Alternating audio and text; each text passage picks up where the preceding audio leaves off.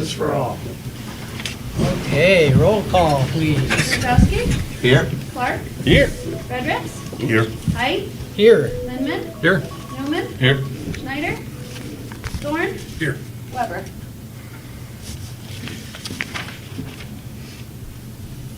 See, but we did hear from Paul that he wasn't going to make it, and I'm Yeah. thinking from George too? Yes. Yeah.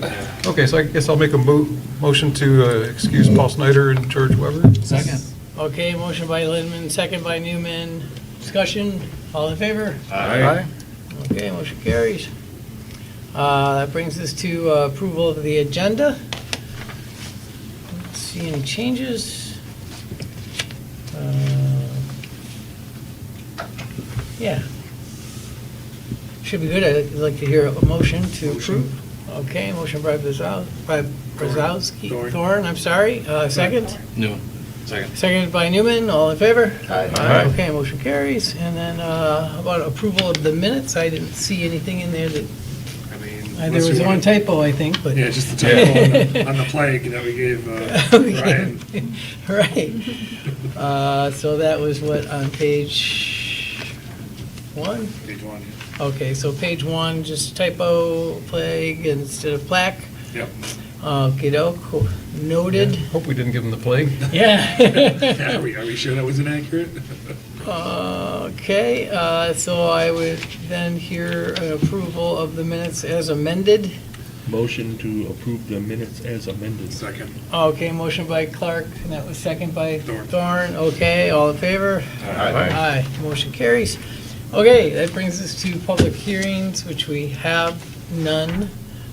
And we have no correspondence or call to public since there is no public.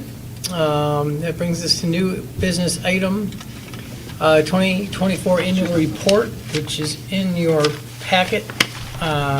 Basically, a list of things just to show what we've been up to and that we're working hard here, and it kind of reminds me of the Doge report that they're making, all the federal workers do, you know? I mean, it's smart to let people know in a brief paragraph what we've been up to and what we've been working on. And that's in here if anybody has any comments or suggestions or additions. I'm gonna have to redact all mine, I'm sorry. It's confidential information.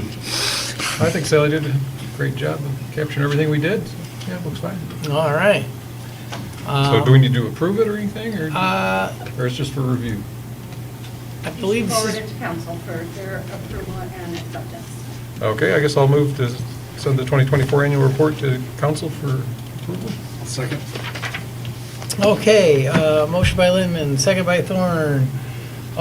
Discussion, all in favor? Aye. Aye, motion carries, okay, thank you.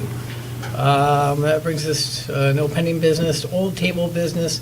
Item A, the amendment to zoning ordinance daycare / educational / school use in RM1 multifamily residential zoning district. This is tabled, so we do need a motion to take it off the table. One motion. Let's take it off the table. Okay, motion by Thorne. Second. Second by Clark. Yep. All in favor? Aye. Aye. Motion carries. Would you like to take? Yeah, we can start. So, Okay. as everybody knows, conversation started late last year. Behavior for All reached out to the village and was interested in opening their applied behavioral analysis therapy to Shepherd of the Lakes Church. And so they are not, the type of use is not permitted in RM1 multiple family, but based on conversations with the village administrator, then council, and then the planning commission, the village was open to allowing Behavior for All come in and see what we could do. The use is a mix between childcare and educational services. So when we all met last time, we talked about what kind of, how would we define Behavior for All as a use in the village? And could we allow it as an educational use, a childcare use, or kind of mix them? So basically, the approach that Sally and I took was call it a childcare daycare center. Another thing we had to discuss as a group last time was if we are going to allow it, do we want to make it a permitted use, a special use, or an accessory use. The consensus was that we would try to allow it as a special use, subordinate to a house of worship specifically. So that is the proposal we have here. We basically said, let's allow childcare daycare centers, which we have a definition for that encompasses behavior for all, but also traditional types of daycare centers, and with these special land use standards. So we have about 10. We can go into the specifics, but basically, if somebody, Behavior for All, or another client wants to come and be a daycare center in a church, we will have principal building occupancy requirements, a floor area maximum, hours of operation, off-street parking, parking lot screening, outdoor play area, number of students, building and fire code compliance, sign compliance, location requirements, and license and registration compliance, special land use standards. Wow. So we can talk about those in detail and see what everybody thinks of them, but that is basically what we have proposed here. So after the memo, we included the whole RM1 district language in this packet. All the black text is the existing language, and the red text is what we added, if your copy's in color. And it's underlined, but yeah, so we have the special land use standards, and then we have a definition of child care center, daycare center. So from there, I don't know if you want to go through the special land use standards one by one, or how you want to start the rest of the conversation. Yeah, thank you, and excellent work. I'm sure when you went after this, you didn't realize what a can of worms it was going to be with all these different things, but they have to be addressed because these items will come up, and if there's nothing there, then you got another mess. So, excellent job on being so thorough. Thanks. Yeah, and to that point, we did when we made the special land use standards list, what we referenced was comparable communities, especially the ones that had useful language. We really referenced Commerce, Walled Lake, and Ypsilanti Township. Sally is very familiar with Ypsilanti standards, so when we were working on this, she was just so familiar with their ordinance. She's like, they have really good language that we can use. So that's where that one kind of came from. But those three, and then we referenced Act 116 of 1973, which is all about child care organizations. So that's where we were pulling random pieces of information, just so you know. So I do have one question. Yeah. One of your, with number of, what did you call it? Was it number of students? Or? Number of students, or Uh-huh. whatever you called it, right? Yeah. Is that something that we're going to set in stone, or is that something that we can decide based on the special use application, like, as we're reviewing it? That's a good question. And maybe it almost seems obsolete, but the number of students is one or more. Oh. So I don't think it'll really be an issue. I But don't when either. Sally and I, when we first started talking about what should these standards be, we were like, well, maybe the number of, people. And when we looked into it, it was a lot of the ordinances just said one or more. And we were like, well, maybe we just take that approach then. So again, I don't know if it's kind of Probably relevant to because even there's say some other that, but- standards that they already have to meet, like adult to child ratio or Sure, something. yeah, that we talked which about is- that too. Which is state law. Exactly. And I think Laura said last time, you at Behavior for All expect it to be, 4 to 6 at a time? Students? Yeah, so Laura would have about 4 to 6 with Behavior for All, but, the daycare centers in general might have more, and I would imagine that, an adult per number of children would have to be required. And then one other question. Mm-hmm. Are we getting ourselves in any hot water by saying it has to be under a church? Because someone could say, well, I'm not religious, but I want to be able to do this. I'm just asking, I'm not saying, So I wouldn't think so, and that's why Sally and I talked about calling it the house of worship too, just because that encompasses different religions, right? But to your point, religion is religion. Maybe someone's not religious at all. I guess that it's just super common to see these types of uses in churches, and that's why we were taking that approach. well, we also only allow that type of building in RM1 because it is a church. right? Isn't that the truth for RM? I mean, isn't Lake Church allowed in a lot of different districts just because it's a church? Churches are generally, yeah, they're very common in residential districts. They're one of the only uses you regularly see in residential districts that aren't residential. Right. I don't know, I personally wouldn't think you're gonna run into any hot water. I don't know if anybody, Do we has already allow concerns with that. daycares in people's houses anyway? I think as long as they meet the standards of Yeah, the state. there's some home-based ones, yeah. So, I mean, Doesn't really we're matter. probably fine. This is just to allow them to be in that church. I think so, yeah. Okay. Okay, I'm good. Well, thank you, yeah. Yeah, it's so thoroughly done, and I don't think that, I mean, I read through it very carefully, and it looked fantastic. I don't know if anybody else had anything, but also I like the way that it's structured in such a way that we still are gonna be looking at each case by Right. case. Yeah. So even if something's missed, we would still have a chance at that time to say, hey, what about this, or watch out for that, or, you know, whatever. So I think it's a win-win personally, but. And so everybody's comfortable with it acknowledging childcare centers aside from just this, this one it has a big educational component. So if everybody's comfortable with the language we chose that allows education but also allows just a traditional daycare, I don't I think know it's too fine many if we draw the daycares line that don't between do some education. kind of education. yeah, they should Right, all have a like, little bit of a component. You're always educating kids.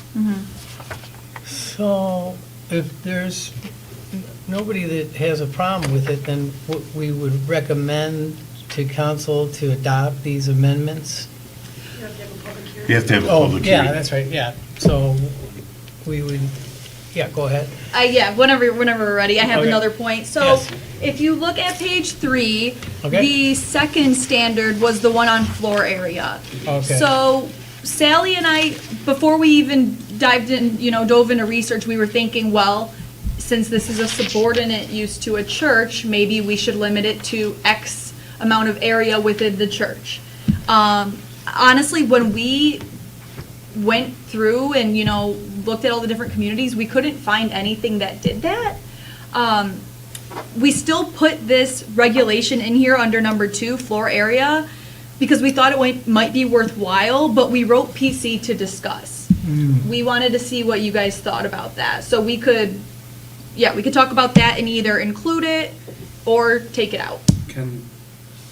Isn't it ultimately up to the church to say, hey, like, we're gonna give you this area for this type of situation? I mean, as long as it doesn't interfere with the church's operations, traffic operations, maximum capacity, then I think we leave that up to Them and the church. them and the church, right? Like, No right or wrong answer on and my as end. and as Yeah. long as it's meeting all the state requirements, like, who are we to say that they can't have 100% of the floor space on a day that the church isn't in session? Okay.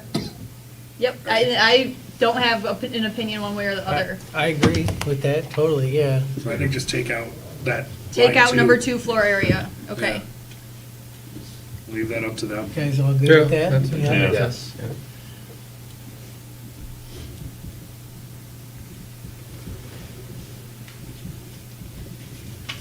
All right, thanks. Is already a minimum per kid in the state regulations?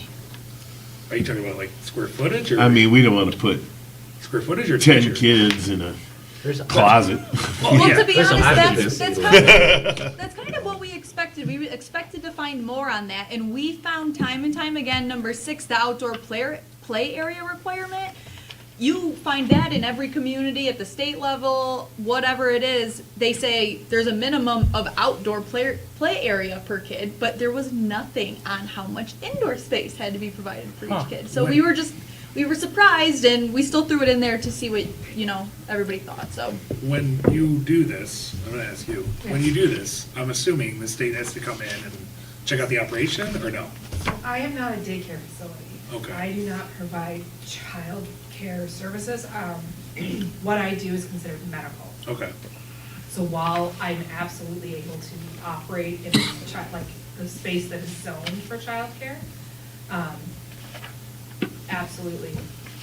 But like my license and my licensure through the state doesn't have the same requirements as a childcare center does. So like a childcare center has specific if children of this age, this is what the toilet to children aspect has to be, and like what the doors look like and things like that. That doesn't necessarily apply in the medical setting that I implement. To answer the question specifically about number of children, usually that's left up to the clinicians, but I would say that the amount of space per kid that I use is a lot bigger than a typical childcare, because typical 3 and 4-year-olds are okay kind of playing with the same stuff and crawling all over each other, where my friends are practicing being in the same space. Okay. I don't know, did that Um, answer the question? Kinda, I guess my question is, all right, even in your more medical field, are there still state inspectors that come by to make sure your facility is safe? Or like an OSHA or like something like that? Is there anything like that that makes sure that we aren't shoving 10 kids in a closet like Harry Potter?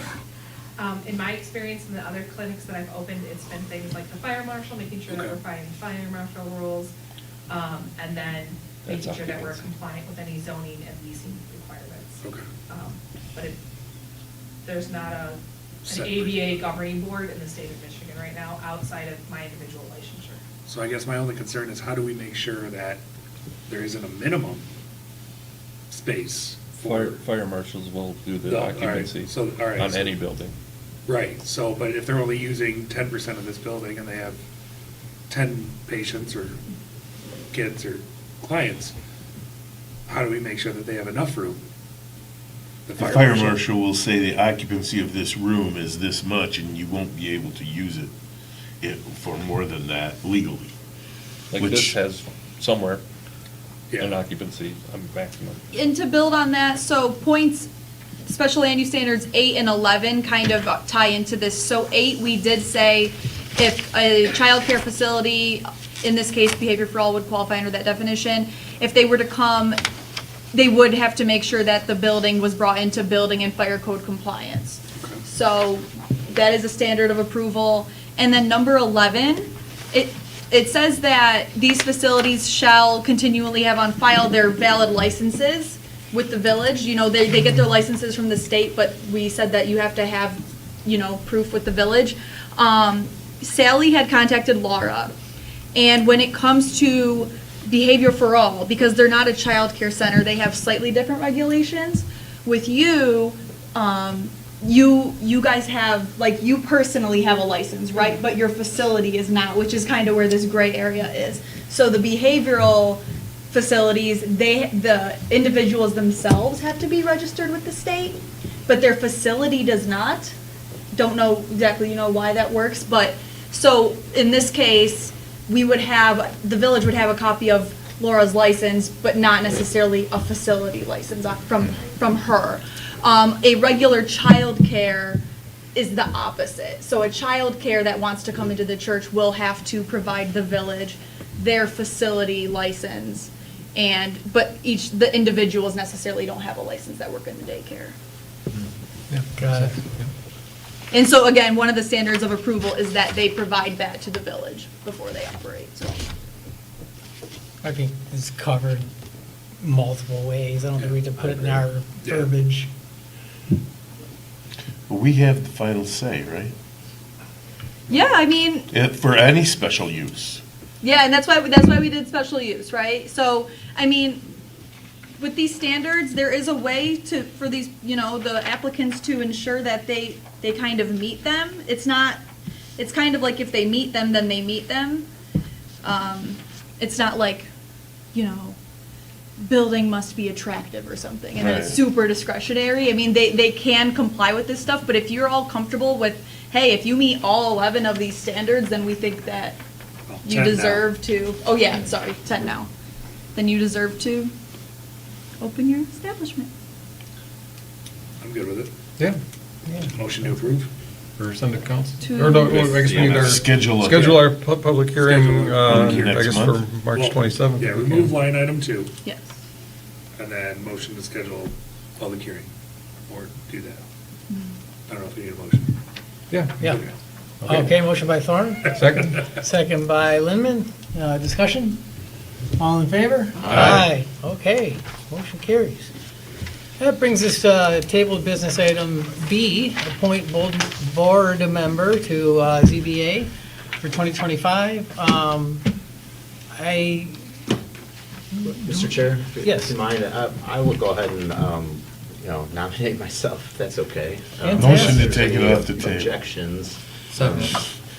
Based on the fact that I'm on the board, and I understand we have some additional applicants here for the ZBA, so I'd be happy to serve in that capacity. Fantastic. Okay, motion by Frederick, second by Newman. Newman to untable.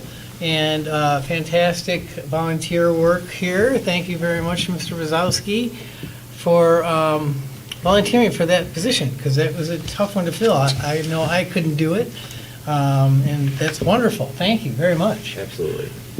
All in favor? I think we do. All in favor? Mr. Chair? Yeah. We did the Send that motion, to you didn't council. say all in favor. Yes, yes, okay. All in favor on the motion to untable? Aye, okay. Send it to council. Yep. Yes. So do we need a motion to appoint Oh, okay.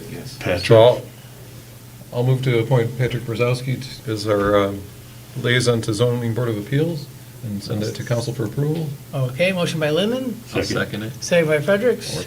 All in favor? Aye. Okay, motion carries. And now one more motion to recommend to council, please. Motion to recommend it to council from Dorn. Is Okay. that what that was? Motion- It can all be part of the same motion. All right. Oh, okay, Somebody motion. We already covered that, yep. okay. Thank God for Tabitha. Very good. Okay, great. So Less movements. we're set on old and tabled, old Yeah. slash tabled business. That brings us to liaison reports. Council, do we have a liaison for council right Yeah, now? he sits right next Yes, to you. all right, yeah, all right. Good evening. Good job. Aaron. Well, we had a nice little busy work session last night, Oh, an okay. all-nighter, so. Oh, we got- no. We got a lot of our goal setting done and everything, so we'll see that at next meeting as we start rolling it out for you. At the council meeting though, too, we did a vote for assistant of the year. It's gonna be Brett Miser. Oh, Excellent. excellent. Good Yeah. candidate. Again, we are gonna sell tiki candles again this year, so Ms. Kinsey took that over too. We're gonna Nice. do that again. We are gonna make a bigger push that everyone actually volunteers this year and participates and try to get the whole lake lit up again. Yeah. The old days. And then we also had some wage increases for the administrative employees upstairs. Bravo. A little adjustment to get them up to, you know, the- Planning Current commission, rate. your salaries have doubled Pretty quick for that from one, 0 but, to 0. yeah, last night was the big meat and potatoes of planning out the year. so. Okay, excellent report. Thank you, Mr. Newman. That brings us to Mr. Lindman, Parks and Rec. Yep, Parks and Rec's been busy as usual. One thing we kicked off is our master plan. We're getting ready to update our Parks and Rec master plan for this year that'll feed into the main master plan, which I guess seems like we just done one, but apparently it's been 5 years already, and it's No way. it's time for that again. So we're kicking that off from a Parks and Rec perspective, although we've done so much recently in the parks, with all the new playground equipment that went into Clara Miller, the pickleball courts, all the court resurfacing, we've done a lot. There's not that much left to do, I don't think. I think this is gonna be an easier planning session for Parks and Rec. I think we're gonna get back to more working on doing events rather than upgrading the parks and things themselves. We had a blood drive on February 10th, had not as great an attendance as we would have liked. A big event coming up is the Easter Bunny Luncheon on April 12th. We expect to sell that out again, and they're going to do a cereal drive for that, coinciding with that. Okay. Similar to, we done a peanut butter and jelly drive for the Snacks with Santa event and brought on a ton of PB&J. Excellent. And then, yeah, we've organized and decided all the equipment we're going to rent for the parks and Tuesdays in the park on Tuesdays.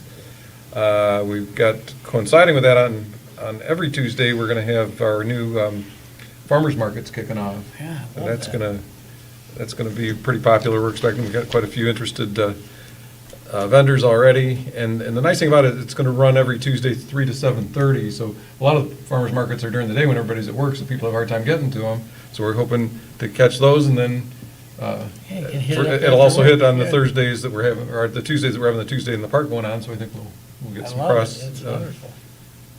Cross promotion. cross promotion going there, so, and we're doing the dog show again this year, that was a big hit, so we got that on the calendar for June 21st, so, Fantastic. yeah, so busy time. Okay, thank you for the excellent report, Mr. Lindman. Next month, we will have an exciting ZBA report from Patrick, and so there's not one tonight, and Mr. Snyder is absent, so there's no Water Management Board report. Any announcements? Okay, I'll hear a motion to adjourn. Motion? Motion by Thorne, second by Lindman, all in favor? Aye. Aye, thank you. Thanks for your help and volunteering, everybody. Yeah, great job, Sean.